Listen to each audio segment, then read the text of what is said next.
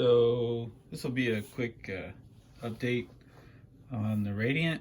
Done a little bit of work so far, not a whole lot. This is a new body. It's kind of close, but thing looks pretty clunky, uncut. But for some reason, you know, once you trim it down and paint it up, man, it looks still kind of boxy, but kind of a cool looking body in my opinion.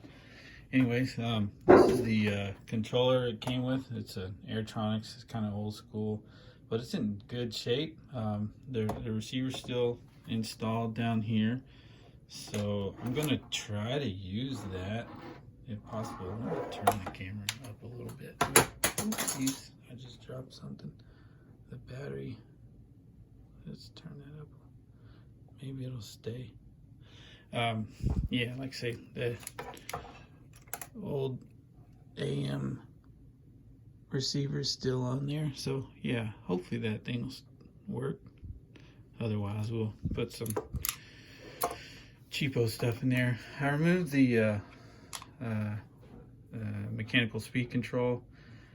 I'd like to keep it all, you know, old school, but I'm not that much in love with it. That stuff is pretty finicky, and sometimes it works, sometimes not.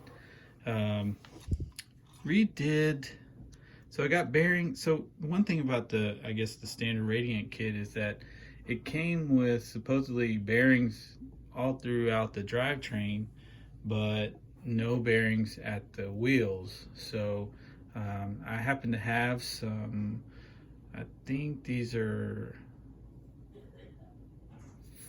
oh yeah, they're right here on the box.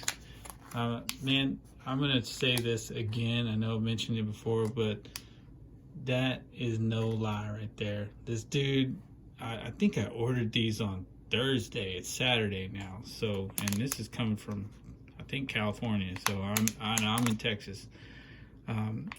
This dude is the shit. I just want to say that. If you're not ordering your bearings from this guy, you're missing out. Not to say that other sellers aren't legit. I'm just saying I've never been disappointed ordering bearings from that guy right there. Anyhow, so I got bearings in the rear. That's going to help with a lot of the wheel slop. These things were just like wobbling all over the place with the little plastic bushings. The bushings are still in the front. I mean, you can just see how much movement there is, right? Okay, but anyways, the bearings will fix that. One thing I did discover that I did not notice the first couple of days I was looking at this thing, the A-arm here, you can see it pretty plainly if the light is just right. This is a 3D print or you know, reprint, or that, I think this looks like the Shapeways PA12 or whatever material to me. That's the original. And the reason I might not even have noticed, but this ball joint here was kind of way out, and I pulled it out and it was like, wow, that's not even, there's no threads in this thing. So somebody kind of just stuck it in there a little bit. So I tapped it and got that to fit. I don't know how strong that's, I don't know how much that'll hold up. Of course, I don't drive. I'm not gonna jump the thing or anything. Other than that, it's a little bit tighter than the original, but I mean, whoever designed that and had it printed out, they did a good job. It looks better than most of the shit that I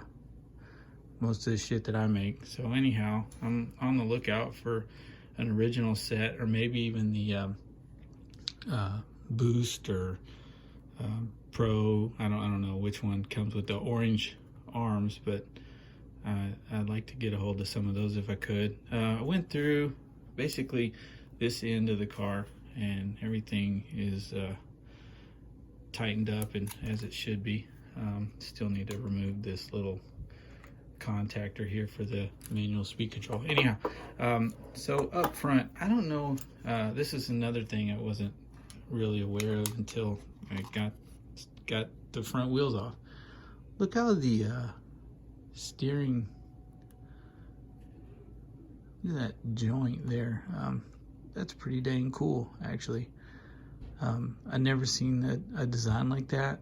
I guess maybe that's a little more similar to how some of the 8th scale buggies were at one point. I'm not totally sure, but anyways, I thought that was kind of neat. It's a pretty beefcake.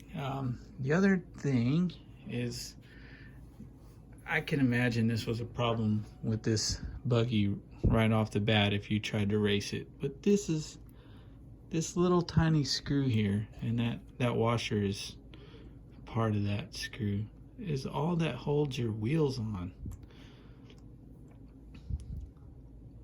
Just a little M3 screw, little shorty. I don't know, that just doesn't seem like it would hold up on the track very long, but yeah, again, I have no experience with this car, so maybe it was fine. Seems like anybody who raced these would want to go for a different setup there. Yeah, final thing that I'm planning to do here, yeah, sorry, that's a little close, is deal with this guy. I think this was probably a troublesome design right off the bat. It seems smooth enough, but I guess this is kind of an attempt at a servo saver, and you can see all the slop there. I don't know if someone cut this thing, cut it to make it fit on there better, but you can see that thing flexing. So when this thing's connected to the servo and the servo's moving back and forth, the steering is really squishy at best. So I made 3D print this, I guess we could call it a servo saver or servo horn. I may try to 3D print one, or maybe have Shapeways print something up, but I think I can still run it that way. There's a screw with a big washer missing. It may handle my driving just fine, but anyways, I'm gonna clean up the front a little bit, put some bearings in.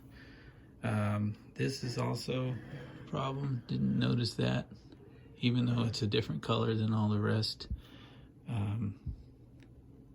I just didn't see it, so it's not only is it the wrong one, but it's busted, so I have to figure that out. I guess aside from those things, the car was in really good shape. It looked like maybe it had been run once or twice at most, maybe long enough to knock that thing off, or maybe it just cracked, who knows. But anyways, I'm gonna get that thing all buttoned up, and we'll make a running video. Later today, I plan to do a video on just some of the other cars in my collection. Maybe try to put them in order of which ones I plan to get running first. Oh yeah, one more thing. So that's the Radiant. And I know if you're watching any of these videos, you're probably sick of seeing this car, but it is finished for now. It's ready to run. It is 20 degrees outside right now in Dallas, and it's only supposed to get colder.